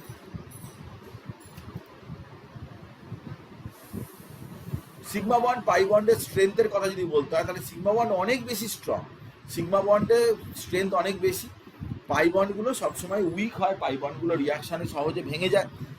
Side on overlap বা ল্যাটারাল ওভারল্যাপ কিন্তু খুব একটা বেশি স্টেবল নয়, সিগমা বন্ড স্ট্রং কিন্তু পাই বন্ড হচ্ছে উইক, পাই বন্ড অনেক বেশি পরিমাণে উইক। রোটেশন, সিগমা বন্ডের রেসপেক্টে rotation is possible, free rotation is possible around sigma bond, around sigma bond কিন্তু ফ্রি রোটেশন পসিবল, কিন্তু যেরকম ইথেনে, কিন্তু around double bond free rotation is not possible around pi বন্ডের রেসপেক্টে কিন্তু রোটেশনটা পসিবল নয়, কারণ এখানে কার্বন আছে, এখানে ডাবল বন্ড আছে, এখানে কার্বন আছে, তুই এটাকে ঘোরাতে পারবি না, কারণ এই ডাবল বন্ডটা ভেঙে যাবে তাহলে ঘোরাতে গেলে, কিন্তু সিঙ্গেল বন্ড থাকলে একটাকে রেসপেক্টে আরেকটাকে ঘুরিয়ে দেওয়া যায়। তো পসিবল পাই বন্ড এখানে হতে পারে, free rotation is not possible around pi বন্ডের রেসপেক্টে, যেরকম ইথিন এগুলোর ক্ষেত্রে রোটেশনটা পসিবল না। তো পাই বন্ড, সিগমা বন্ড এবং যত রকমের ওভারল্যাপ হয় সবগুলো আমি তোকে বললাম। পাই বন্ড সিগমা বন্ডের একটা কম্প্যারিজন বা ডিফারেন্স করে রাখবি, কম্প্যারিজন বা ডিফারেন্স এটা কিন্তু পরীক্ষায় দেয়, পাই বন্ড সিগমা বন্ডের মধ্যে কম্প্যারিজন এখানে লিখেও দিয়েছি, একটি ছবি এঁকে দিয়েছি, তো পরীক্ষার সময় ইউজ করতে পারিস। এবারে দেখ যে টোটাল যতক্ষণ ধরে ভ্যালেন্স বন্ড থিওরি পড়লি তার একটা জিস্ট আমি তোকে এখানে দেখিয়ে দিচ্ছি যে কিভাবে হচ্ছে, তুই জাস্ট এটা দেখতে থাক। দেখছিস যে নিচে দুটো হাইড্রোজেন অ্যাটম আছে এবং কাছাকাছি আসছে এবং তারা আনপেয়ার্ড ইলেকট্রন অপোজিট স্পিনে তারা বন্ড করছে, এটা সিগমা বন্ড, যেহেতু এন্ড অন ওভারল্যাপ করে হয়েছে এটা সিগমা বন্ড।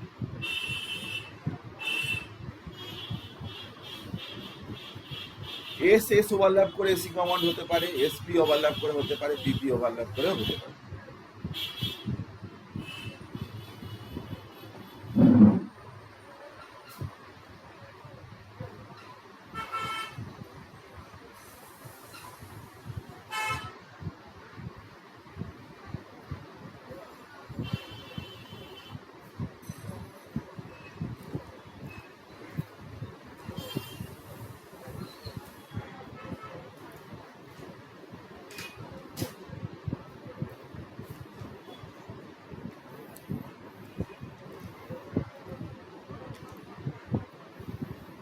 ধরা যাক ফ্লুডিনের ক্ষেত্রে বন্ড হচ্ছে, ফ্লুডিনে দেখতে হবে আনপেয়ার্ড ইলেকট্রনটা কোথায় আছে, সেটাই বন্ড করবে, কারণ কোভালেন্ট বন্ডে আনপেয়ার্ড, ওটা ওই টুপিতে রয়েছে, দেখ টুপিতে একটা আনপেয়ার্ড ইলেকট্রন আছে, বাকি সব পেয়ার্ড, ওগুলোকে বলে লোন পেয়ার, ওই একটা আনপেয়ার্ড ইলেকট্রন রয়েছে।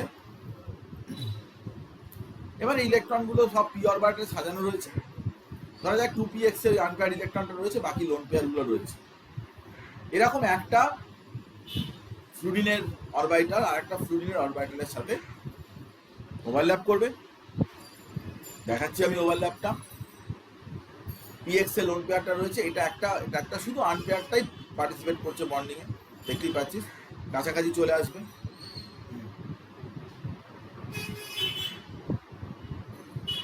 কাছাকাছি চলে আসছে এবং ওভারল্যাপ করছে, ওভারল্যাপ করার পরে কিন্তু এখানে সিগমা বন্ডটা তৈরি হয়ে যাচ্ছে, মাঝখানে ফ্লুডিন বন্ডটা তৈরি হয়ে যাচ্ছে, এটা হচ্ছে 2px ওই অ্যাক্সিস বরাবর কিন্তু সিগমা বন্ডটা তৈরি হবে। কোভালেন্ট বন্ড এইভাবেই ফর্ম করে, লোন পেয়ারগুলো বাকি থেকে যায়, লোন পেয়ারগুলো কোনো বন্ডিংয়ে পার্টিসিপেট করে না, যত লোন পেয়ার আছে সব উপর নিচে যেখানে যেখানে থাকার থেকে।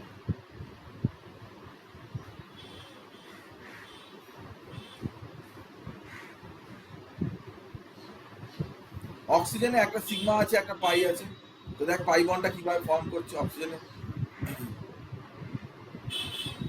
এখানে কিন্তু দুটো আনপেয়ার্ড ইলেকট্রন আছে,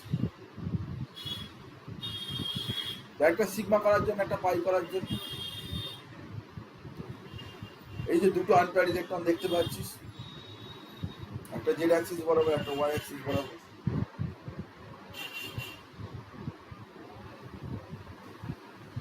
যখন একটা অ্যাক্সিস বরাবর আসবে অন্য অ্যাক্সিসটা প্যারালাল হয়ে যাবে, পিওয়াই বরাবর। এবার আরো একটা আসবে, দেখ পিওয়াই বরাবর, তাহলে পিজেড গুলো তখন পারপেন্ডিকুলার হয়ে যাবে। এই যে আরেকটা আসছে অক্সিজেন,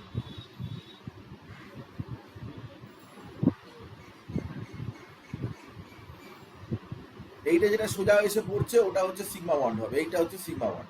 আর সবুজ গুলো যেটা প্যারালাল হচ্ছে ওটা পাই বন্ড হবে, পিপি এটা সিগমা বন্ড। আর বাকি ডান দিক বাঁ দিক এগুলো হচ্ছে পাই বন্ড। এই যে ওভারল্যাপ করে যাচ্ছে এটা হচ্ছে পাই বন্ড। তো এইভাবে আমি টোটাল জিনিসটা তোকে আমি একবার দেখিয়ে দিলাম। এবারে দেখ আর একটা জিনিস, সেটা হচ্ছে যে এই যে কম্পাউন্ডগুলোর ক্ষেত্রে বন্ড হলো, সে বন্ড কারা করছে? এস অরবিটাল, পি অরবিটাল, এরাই ওভারল্যাপ করে বন্ড করছে। তো এস অরবিটাল, পি অরবিটাল এরা যদি বন্ড করে, সেখানে এস অরবিটাল বা পি অরবিটাল এগুলো সব অ্যাঙ্গেল হচ্ছে 90 ডিগ্রি করে, পি অরবিটাল অ্যাঙ্গেল 90 ডিগ্রি করে। তাহলে বন্ড করলে এই বন্ড অ্যাঙ্গেল কত হওয়া উচিত? এখানে দেখ কত আছে, 109.5, বা এটা 107.8, বা এটা 104.5। বন্ড অ্যাঙ্গেলগুলো কিন্তু মিলছে না। মানে যদি ওইভাবে বন্ড হয় যেভাবে আমি দেখালাম, ওইভাবে যদি সবাই বন্ড করে, তাহলে বন্ড অ্যাঙ্গেলগুলো যা হওয়া উচিত সেই বন্ড অ্যাঙ্গেলগুলো কিন্তু কোনো মতেই এখানে মিলছে না। বন্ড অ্যাঙ্গেলগুলো কোনোভাবেই কিন্তু আমরা দেখছি না যে সেটা মিলছে। এখন বন্ড অ্যাঙ্গেল যদি না মেলে, বন্ড অ্যাঙ্গেল যদি সেখানে ডিফারেন্ট হয়, কারণ বন্ড অ্যাঙ্গেল ডিফারেন্ট হওয়ার কথা ছিল না। পি অরবিটালগুলো 90 ডিগ্রি অ্যাঙ্গেলে রয়েছে, এগুলো এক একটা পি অরবিটাল এক একটা অ্যাক্সিস বরাবর রয়েছে, তো 90 ডিগ্রি করে বন্ড অ্যাঙ্গেল হওয়া উচিত। কিন্তু সেখানে এই বন্ড অ্যাঙ্গেলগুলো কিন্তু সমস্ত চেঞ্জ হয়ে গেছে। যে why different bond angles for methane and water, methane water, even অ্যামোনিয়াও বলতে পারিস, মিথেন অ্যামোনিয়া ওয়াটার, এদের সব বন্ড অ্যাঙ্গেলগুলো কিন্তু ডিফারেন্ট লাগছে, ডিফারেন্ট দেখাচ্ছে। কেন দেখাচ্ছে না? এখানে একটা গুরুত্বপূর্ণ ঘটনা আমাদের জানতে হচ্ছে, সেটা হচ্ছে আমরা যখনই শেপটা করতে যাচ্ছি, তখনই বন্ডিংটা করতে যাচ্ছি, তখনই কিছু প্রবলেম অ্যারাইজ করছে। কিরকম না, তো কার্বনের মিথেন বলে মলিকিউল, মিথেনের ফর্মুলা কি CH4। তো কার্বনের কি আছে না, এসে দুটো ইলেকট্রন আছে, পি এ দুটো ইলেকট্রন আছে, কিন্তু আনপেয়ার্ড ইলেকট্রন কটা আছে? আনপেয়ার্ড ইলেকট্রনটা কিন্তু দুটোই রয়েছে। নিচের ছবিটা দেখলে বুঝতে পারবি যে আনপেয়ার্ড ইলেকট্রন কিন্তু এখানে দুটোই রয়েছে। এই একটা আনপেয়ার্ড ইলেকট্রন, এই একটা, আর এই একটা, দুটো আনপেয়ার্ড ইলেকট্রন। তো আনপেয়ার্ড ইলেকট্রন এখানে দুটোই আছে। তো আনপেয়ার্ড ইলেকট্রন যদি দুটোই থাকে, তাহলে তোর এখান থেকে একটা ইলেকট্রন জাম্প করিয়ে এখানে তুলতে হবে। যা নর্মালি যদি এভাবে বন্ড করতে হয়, দুটো হাইড্রোজেনের সাথে বন্ড হবে, কারণ আনপেয়ার্ড ইলেকট্রনগুলোই তো বন্ড করে, তাহলে দুটো হাইড্রোজেন বন্ড করবে। দুটো হাইড্রোজেন বন্ড করলে যে কম্পাউন্ড তৈরি করে সেটা হচ্ছে কি CH2। কিন্তু CH2 বলে তো কোনো কম্পাউন্ড হয় না, CH2 বলে কোনো কম্পাউন্ড নেই, আমি কেটে দিলাম। তাহলে CH2 বলে যদি কম্পাউন্ড না থাকে, তাহলে কি আছে? CH4 আছে। তো CH4টা কি করে তৈরি হবে? CH4 তৈরি হওয়ার প্রসেসটা কি? কারণ দুটোই তো আনপেয়ার্ড ইলেকট্রন আছে, তার 4 ভ্যালেন্সে কি করে আসবে? তো সে ব্যাপারে পরিষ্কার করে কি বলা হচ্ছে না, হাইব্রিডাইজেশন কনসেপ্ট আমরা এখানে অ্যালাউ করছি, আমরা ইউজ করছি পাউলিন স্ল্যাটারের হাইব্রিডাইজেশন কনসেপ্ট। এই যে হাইব্রিডাইজেশন কনসেপ্ট, যেটা সেই কনসেপ্টে কি বলা আছে না, সেই কনসেপ্টে বলা আছে, দেখ আমি তোকে দেখাচ্ছি, যে এখানে যে ইলেকট্রনটা ছিল, এই জায়গাটায় যে ইলেকট্রনটা ছিল, এইখানটায় একটা পেয়ার ইলেকট্রন ছিল, সেই ইলেকট্রনটাকে এইখানটায় নিয়ে চলে আসা হয়েছে এই জায়গাটা। যার ফলে দেখা যাচ্ছে যে এখন কিন্তু 4টে আনপেয়ার ইলেকট্রন হয়ে গেছে, 1, 2, 3, 4টে। এরা নিজেদের মধ্যে মিক্স আপ করে নতুন 4টে অরবিটাল তৈরি করবে। হাইব্রিডাইজেশন এটাকেই বলে। এস আর পি এরা আলাদা করে বন্ড করবে না, এস আর পি একসাথে মিশে যাবে, এবং একসাথে মিশে গিয়ে কি তৈরি করবে না, হাইব্রিড অ্যাটমিক অরবিটাল তৈরি করবে। নিউ সেট অফ অরবিটাল তৈরি হবে। এবং সেই নিউ সেট অফ অরবিটাল কিরকম না, নিউ সেট অফ অরবিটাল হচ্ছে সেখানে ভ্যালেন্স সেলগুলোর যে অরবিটাল রয়েছে তারাই শুধুমাত্র পার্টিসিপেট করবে, এবং তারা পার্টিসিপেট করার পরে এস এবং পিএস থেকে তো ইলেকট্রন এখানে চলেই গেছে, এই জায়গাটা চলে গেছে, এখন আর এখানে নেই। দেখ এরা যখন একসাথে মিক্স আপ হবে তখন কি হবে না, এস এস এবং পি যখন মিক্স আপ হবে তখন sp3 বা sp3 বা sp3 বা sp3 এরকম ধরনের অরবিটাল হবে, যেখানে একটা এস এবং তিনটে পি, একটা এস এবং তিনটে পি একসাথে জুড়ে গিয়ে sp3 চারটে নতুন অরবিটাল তৈরি করবে, হাইব্রিড অরবিটাল তৈরি করবে। তো হাইব্রিডাইজেশন মানেই হচ্ছে এটা যে অরবিটাল গুলো তারা আলাদা আলাদা ভাবে বন্ড করতে পারে না, এস আলাদা করে পি আলাদা করে এরকম করে বন্ড করতে পারে না। তারা কি করে না, তারা একসাথে মিক্স আপ হয়। হাইব্রিড মানে কি, হাইব্রিড মানে হচ্ছে মিক্সিং হওয়া। তো মিক্স আপ হয়, এস এবং পি অরবিটাল গুলো সমস্ত মিক্স আপ হয়ে গেল, এবং মিক্স আপ হয়ে যাওয়ার পরে sp3 hybrid atomic orbital, hybrid orbital তৈরি করবে। তো হাইব্রিডাইজেশন নিয়ে কয়েকটা গুরুত্বপূর্ণ কথা রয়েছে, সেটা হচ্ছে কি না, কয়েকটা বক্তব্য তোকে মনে রাখতে হবে। হাইব্রিডাইজেশনে যে অরবিটালগুলো হয় তাদের এনার্জি সবসময় একই হয় এবং শেপও সবসময় এক হয়, একটার সাথে আরেকটার কোনো ডিফারেন্স থাকে না। এবং এখানে দেখতে পাচ্ছি যে কার্বনের হাইব্রিড অরবিটাল sp3 হয়েছে এবং সব sp3 গুলোই কিন্তু একই রকমের ক্যারেক্টার এবং তাদের মধ্যে কোনো পার্থক্য নেই, তাদের মধ্যে কোনো ডিফারেন্স নেই, এবং এগুলো হাইব্রিড অ্যাটমিক অরবিটাল নামে পরিচিত, এদের এনার্জিগত দিক থেকে কোনো ডিফারেন্স নেই।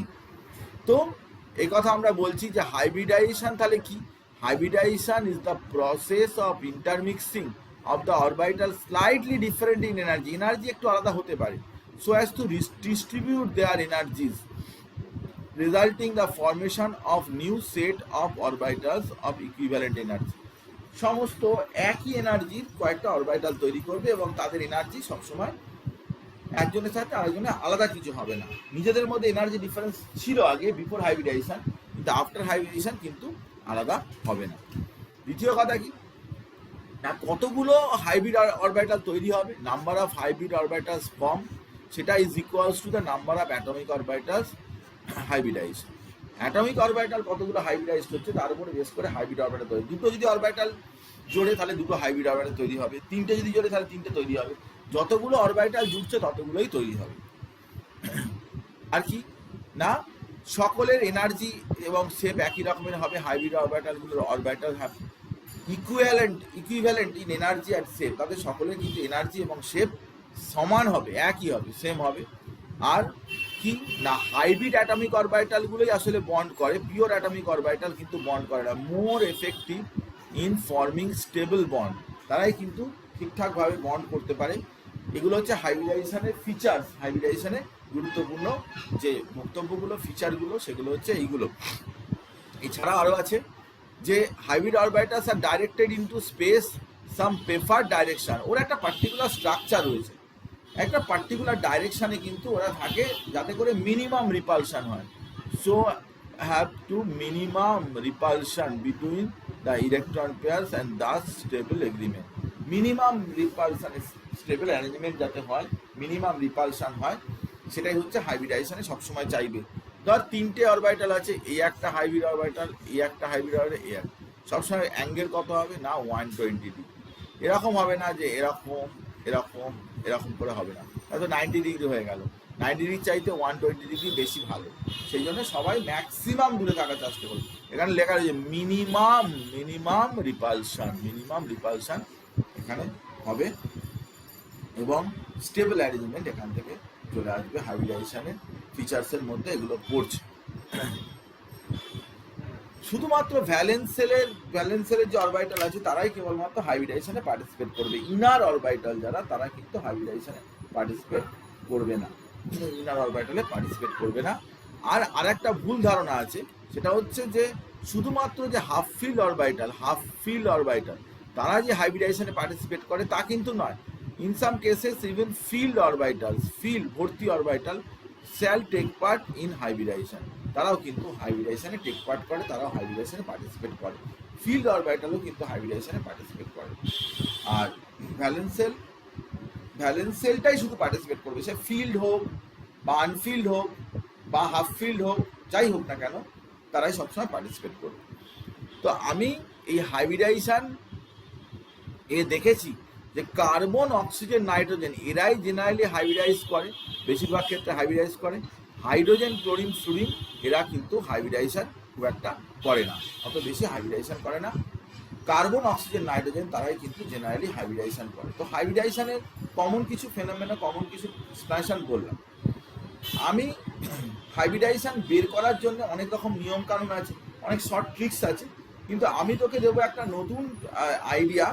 নেক্সট ক্লাসে আমি দেবো যে একদম ব্র্যান্ড নিউ আর কি একটা আইডিয়া, যে আইডিয়ার উপর বেস করে তুই হাইব্রিডাইজেশনটা উইদিন 10 সেকেন্ড বের করতে পারবি, 10 সেকেন্ডের মধ্যে বের করতে পারবি, এমন কিছু সমস্যা হবে না। যত কম্পাউন্ডে হাইব্রিডাইজেশন বের করতে দিক না কেন, যে কম্পাউন্ডেরই দিক, সবের ক্ষেত্রে কাজে লাগবে। যদি পাই বন্ড করে, মাল্টিপল বন্ড করে, কোনো অসুবিধা নেই, সব ক্ষেত্রেই কিন্তু এই রকম এই হাইব্রিডাইজেশনটা আমাদের কাজে লেগে যাবে, সেটা নিয়ে আমাদের কোনো প্রবলেম নেই। কারণ অনেক অনেক অনেক জায়গাতেই অনেক হাইব্রিডাইজেশনের নিয়মকানুন দেওয়া রয়েছে, কিন্তু অনেক সময়তেই অনেক হাইব্রিডাইজেশন নিয়মকানুনগুলো কাজে লাগে না। তো সেটা কিছু কিছু কম্পাউন্ডের ক্ষেত্রে মেলে, আবার কিছু কিছু কম্পাউন্ডের ক্ষেত্রে মেলে না, এরকম টাইপের ব্যাপার স্যাপার হতে থাকে। তো আমি এই পর্যন্ত বললাম। আজকে একটু আমার বেরোনো আছে আর কি, এক জায়গায় যেতে হবে, আমার একটা পুজোতে যেতে হবে। তো সেই জন্যেই আর কি তবুও ক্লাস করাতাম না, কিন্তু অনলাইনে যেহেতু ফেসিলিটি আছে, অফলাইন হলে তো হতোই না, অনলাইনে যেহেতু ফেসিলিটি আছে সেই জন্য আমি